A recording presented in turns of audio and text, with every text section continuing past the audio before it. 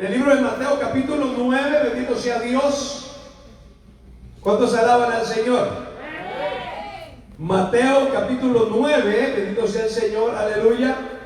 Cuando lo encuentre, un fuerte amén, por favorcito. Queremos que cada uno de ustedes pueda leer la palabra. Si usted necesita que le ayuden, por favor, ahí levante la mano para que alguien le ayude. Bendito sea el Señor, amén. Lo tenemos. Mateo capítulo 9, el verso 36, dice la bendita palabra del Señor, honrando al Padre, al Hijo y a su Santo Espíritu. Dice así: y al ver la multitud, tuvo compasión de ellas, porque estaban desamparadas y dispersas como ovejas que no tienen pastor. Vamos a orar. Padre, le damos gracias por esta palabra. Sabemos, Señor, que su palabra no regresará vacía. Hará el trabajo donde se abre el corazón para que su Espíritu Santo trate en la vida de cada uno de nosotros. En el nombre de Jesús le damos gracias. Amén y amén. Y la iglesia del Señor dice amén. Den un aplauso al Señor de ofrenda, bendito Dios. Y hoy vamos a compartir, tome su lugar por favor. Hoy vamos a compartir, amados hermanos, sobre la compasión es parte de la visión. Diga conmigo, la compasión es parte de la visión. Amén, iglesia. Sabe, amados hermanos, que cada generación en su tiempo, amados hermanos, en sus vidas, cada una de ellas ha ido enfrentando, hermanos, diferentes situaciones en sus vidas. Cada generación, hermano, a la generación pasada de nosotros enfrentó ciertos problemas. Las generaciones más después o más anteriores, cada una de estas generaciones fueron enfrentando situaciones quizás no iguales a las nuestras, pero parecidas. ¿Cuántos dicen amén? Porque si hablamos de la iglesia primitiva, nosotros no hemos enfrentado nada que se compare a la iglesia primitiva. Ellos enfrentaron persecución. Ellos, hermanos, enfrentaron inclusive la muerte. Usted no ha enfrentado, nosotros no hemos enfrentado nada de eso. Amén, iglesia.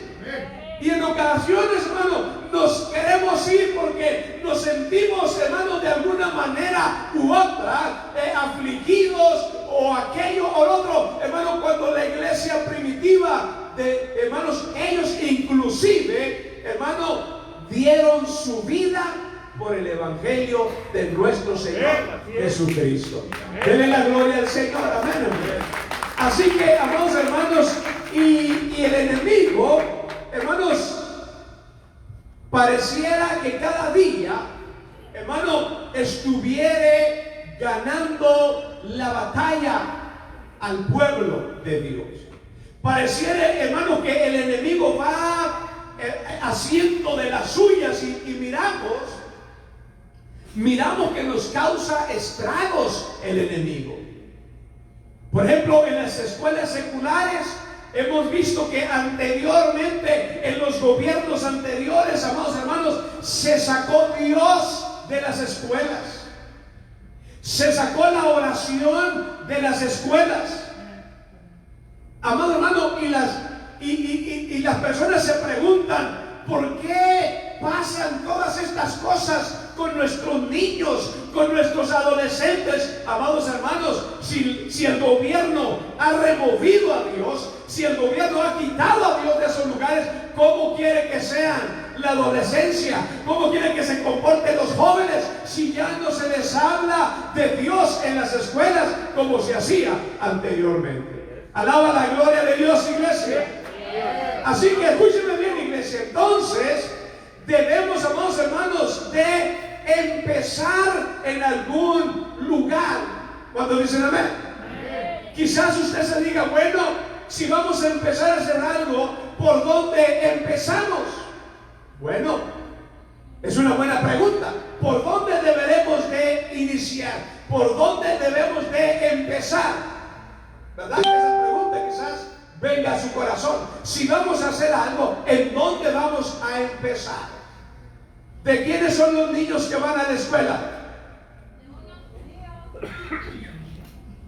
¿Verdad? Entonces, ¿en dónde vamos a empezar? En cada hogar. ¿Por qué? Porque son nuestros hijos los que los enviamos a las escuelas. Por lo tanto, nosotros como padres de familia debemos de iniciar en nuestra propia casa, en nuestra propia familia. Cuando se alaban al Señor, ahí es donde tenemos que empezar. Escuchen que la escuela le va a enseñar matemáticas, ciencia, todo lo que tiene que ver para educarlo de una forma, pero lo moral, las cosas de respeto se enseñan en casita. Hello. ¿Sí? Porque allá el maestro no es responsable de enseñarle a sus hijos cómo debería de ser su comportamiento. Esa responsabilidad es de nosotros. Cuando se alaban al Señor, dice amén la iglesia. Así que quizás usted diga: ay, pastor, es que a usted lo hace todo pero fácil. Bueno, yo nunca dije que estaba fácil, pero tampoco es difícil, ¿verdad? Ahora, si son sus propios hijos, qué difícil puede ser. Lo difícil es, o la gente lo hace difícil, ¿por qué? Porque los niños hoy en día le dicen a papá y a mamá que ellos deberían de hacer. Ese es el problema, ¿verdad? Yo sé que usted no, yo sé que esa gente de California, de Arizona, yo sé que eso no pasa aquí con nosotros.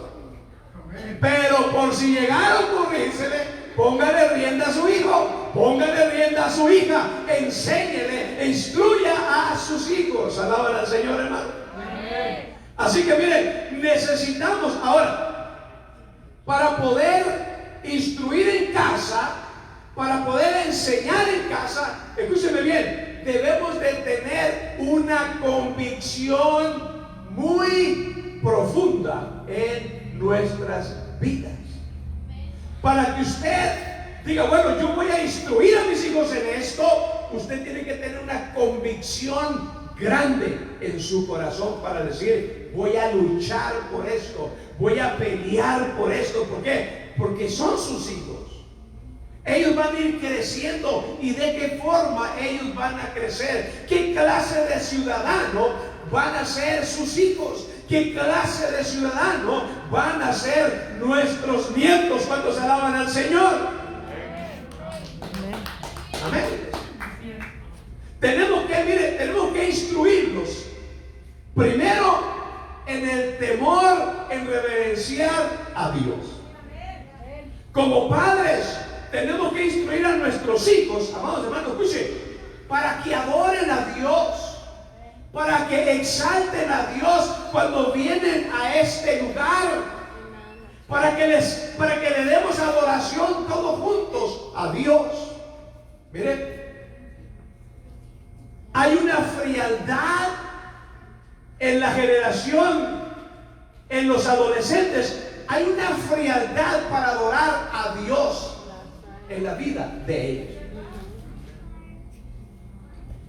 Y usted no le puede echar la culpa al pastor, usted no le puede echar la culpa al maestro de la escuela dominical. No, el culpable son ustedes, papás. Porque ustedes en casa tienen, amados hermanos, que tener un tiempo para instruir a sus hijos para adorar al Dios de la gloria. Para cuando ellos vengan aquí, ellos sean instruidos y les diga: hijo, aquí tenemos que aprender. ¿Para qué? Para cuando usted vaya a la casa de Dios, usted le dé gracias, usted exalte a Dios, usted le dé gloria a Dios. Pero somos responsables los papás. Yo no soy responsable, no. Yo vengo y le predico y si me hace enojar los regaños de aquí del púlpito, oiga, y le aviento piedras y adobes y ladrillos, todo lo que haya. Pero papá, mamá, ustedes son los responsables de instruir a sus hijos a adorar a Dios. Nuestros hijos, muchos de ellos, no aquí, han crecido en otros lugares, amados hermanos, donde para ellos el sonsonete, el ruido de la música, que los traiga locos, brinquen y brinquen y se tiren del púlpito, oiga, como que si fueran pescados. Hermano, eso se va a ir al infierno juntamente con el que le enseña eso. Sí, porque eso no es adoración. Eso no es adoración a Dios. Andan unos pelos para arriba que parecen esos cepillos de alambre. Oiga, y se visten de una forma que esta gente irá a ir al cielo, me pregunto yo. Disculpe, no es que sea legalista, no me tome como legalista. Si yo soy más divertido que nada, no se crean. Pero ¿sabe qué, iglesia? Nuestros niños, nuestra adolescencia, nuestra juventud, escuchen hermanos, son totalmente frívolos en adorar a Dios. Sí. Y muchos, amados hermanos, los padres son culpables. ¿Por qué? Porque no ponen ni siquiera cantos de adoración en su casa. ¿Cómo van a saber los niños adorar a Dios si solamente escuchan a Ramón Ayala todavía en los hogares? ¡Ay, Señor! ¿Cómo se va a adorar a Dios si todavía se escucha el Daddy Yankee en las casas? ¿Sabe qué será eso? El Daddy Yankee. Y dice, ay, es que mi hijo es un mal hablado. Hello, las canciones que escucha, pura mal hablado, dicen esas canciones. Sí. Es cierto. Si en su casa todavía está esa clase de música, si en su casa todavía se escucha ese vocabulario, no espere que sus hijos sean unos santos, hermano. No esperen que sus hijos traigan alas. No, van a ser unos diablos igual que usted, papá, igual que usted, mamá. A su nombre. A su nombre. Y sabe, amado hermano, entonces estas personas, estos papás, miran a sus hijos que van creciendo, pero van creciendo con una rebeldía. Van creciendo, hermano, con una indiferencia hacia Dios. Y nos preguntamos, ¿por qué? Y uno se dice, ay, Dios, ¿qué hice yo para que mis hijos sean así? Pues ¿cómo? ¿Nunca los instruyó? Por eso salieron así. Se viene, ay, pastor, yo no sé qué hice, que mi hija me salió con una barriga de basquetbol a temprana edad. Hello, no hubo instrucción. Ahí no dijeron amén. Por alguna razón no haber dicho amén. A su nombre. Escuche, entonces cuando nuestros hijos crecen de esa manera, es porque no hay un interés en papá, no hay un interés en mamá de instruirlos. ¿Sabe por qué, hermano? Quizás estas personas, hermano, no han entendido el interés, o no tienen ese interés por ellos, porque en verdad no saben en dónde van a pasar la eternidad. ¿Me escucharon?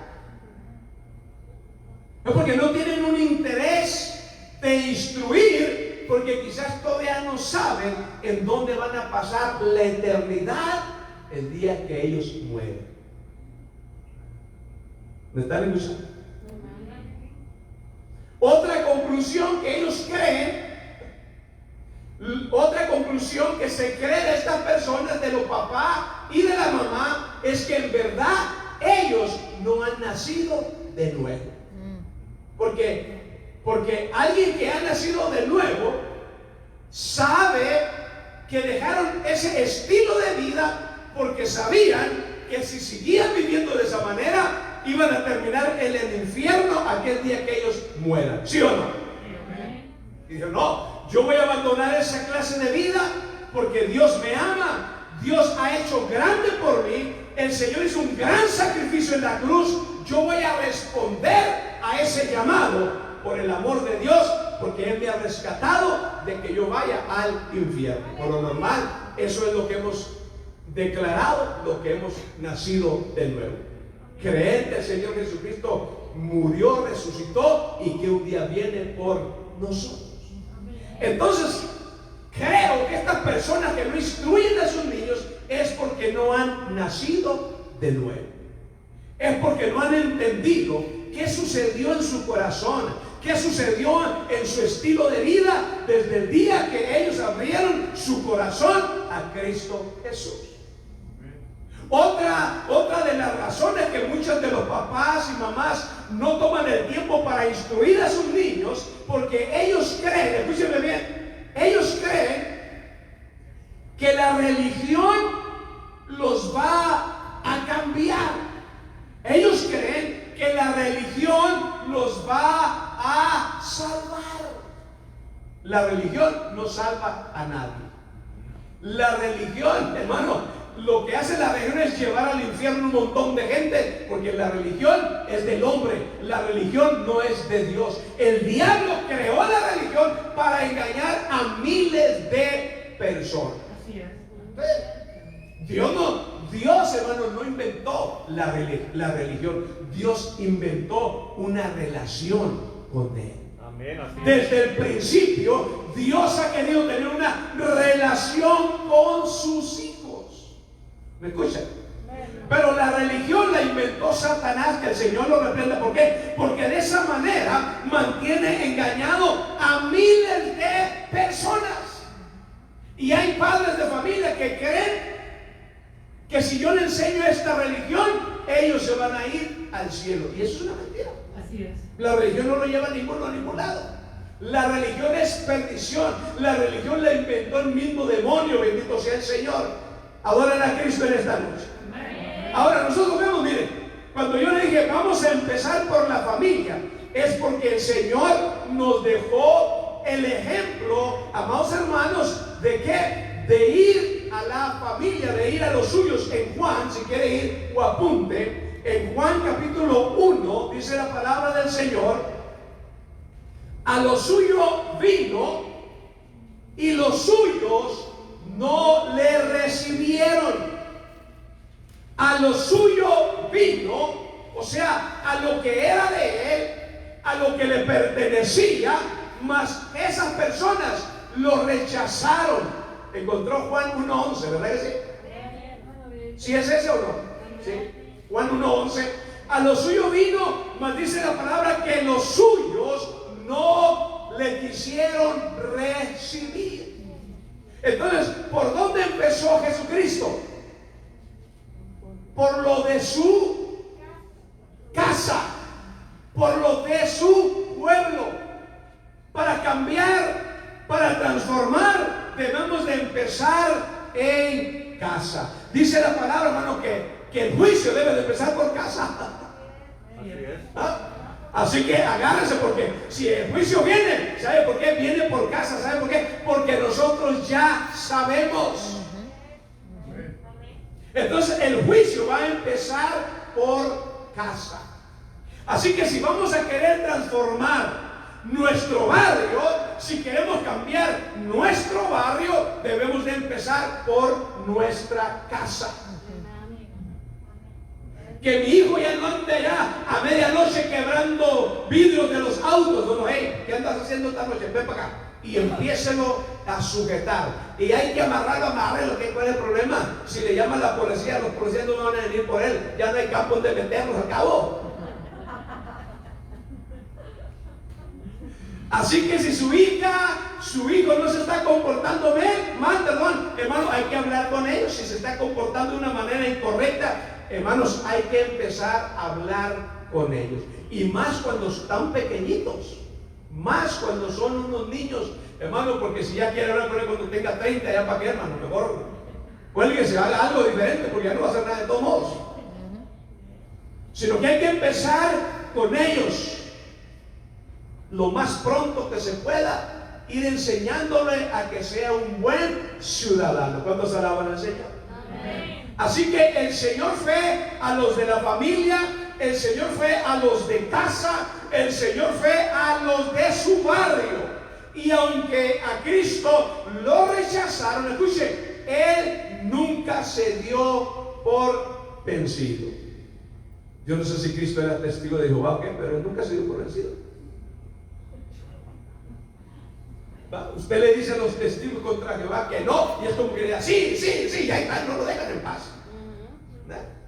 Ellos no se dan por vencidos, aunque enseñan cosas chuecas, cosas que no tienen nada que ver con el evangelio. Hermanos, ellos no se dan por vencidos. Hermano, ellos andan tocando puertas, y si llega a su casa y abre usted la puerta, ya se amoló, hermano, para que nos corre ahí ya va a estar duro, ¿verdad? Sí. Ellos llegan a su puerta, toca, oiga, y saben hacerle, le va a cerrar usted y le ponen el pie así, ¡pum! Se atora la puerta, ya no se cierra, por un agujero. ¡Hey! Oiga, y ahí lo tienen con la pie, todo apretado con la puerta, pero no se van. ¿Cuánto se daban al Señor? Entonces, mire, Cristo nunca se dio por vencido. Aunque su pueblo lo rechazó, aunque el pueblo de él no quiso saber nada de él, Dios, Cristo, jamás se dio por vencido. Y saben, esto debería, hermanos, de ser un ejemplo para nosotros. A nosotros nomás nos dicen que no, Señor, ya hice tu obra, hay que tener cuenta con ella. Nos dimos por vencido. Si usted le dice, oiga, me da un segundo, no tengo tiempo. Bueno, ok, el Señor sabe. Tan pronto fue la lucha, tan rápido se abandonó. Ni calentó motores cuando ya se dio por vencido. No, el Señor no se dio por vencido. ¿Cuántos se alaban al Señor? Escuche, y dice su palabra, usted debería de saber mejor. ¿Verdad que el Señor no se dio por vencido con usted? No. El Señor seguía tocándole las puertas. A unos el Señor estuvo tocando 10, 15 años. Mire, él no se dio por vencido, Él siguió insistiendo, ¿verdad? Deberíamos de aprender de Él, que Él siguió insistiendo ¿hasta cuándo? Hasta que usted abriera su corazón, y hoy está aquí en una iglesia adorando a Dios. Le pongo un aplauso al Señor en esta noche. Ahora, nuestro Señor Jesucristo, hermano, escuche, fue diferente a los demás, a los líderes de aquel entonces, a los patriarcas de aquel entonces. Bendito sea el Señor. Nuestro Señor fue diferente. Aunque ellos reconocían a Dios, aunque la gloria de Dios se movía en aquel entonces en esta clase de líderes, Cristo no fue igual que ellos. En Cristo había totalmente algo, hermanos, diferente en su ministerio. Y escuchen, nuestro Señor Jesucristo, la gran diferencia es que nuestro Señor Jesucristo tuvo compasión. Enseñaba unos meses atrás, creo que en una vigilia, enseñaba que, recuerde que el pueblo de Israel, ellos nunca evangelizaron. Si usted va a la historia de la Biblia, ellos no evangelizaron. Nunca evangelizó Israel. Ellos no sabían lo que era evangelizar. ¿Por qué? Porque Dios hacía grandes cosas para atraer la gente y se unieran a su pueblo. Lo que ellos tenían que hacer es que ellos tenían que ser circuncidados. Ellos no aceptaban a Jesucristo como nosotros, ellos no aceptaban de una manera, sino que ellos nunca evangelizaron, pero Dios hacía grandes cosas para que otros pueblos escucharan y se acercaran al pueblo y pertenecían al pueblo, pero se tenían que circuncidar para pertenecer al pueblo de Dios. Amén, hermano. Entonces, cuando viene nuestro Señor Jesucristo, cuando viene el Señor, cuando nace Cristo de María, y cuando viene todo eso para que venga el Señor, su ministerio fue totalmente diferente. Él tuvo compasión. Él tuvo compasión hacia las almas. Y esto es lo que hacía la diferencia en el ministerio de nuestro Señor Jesucristo. Tenía compasión. Amén. Las otras gente no tenían. Los líderes simplemente como líder, hermanos, servían a Dios, caminaban conforme a Dios, pero nunca se manifestó ese don de tener la compasión en las otras personas. En Mateo, si nosotros vemos, regrese Mateo capítulo 9, en el verso 36, y esta es una de las cosas, hermanos, que la iglesia, o más bien que las congregaciones, estamos faltando en esa área. No tenemos esa compasión. Escuchen, personas están más interesadas en obtener títulos académicos. No me malinterpreten, es bueno prepararse, es bueno tener ¿verdad? Títulos, es bueno ir a un instituto, a un colegio, a una universidad cristiana, es bueno, no me malinterpreten.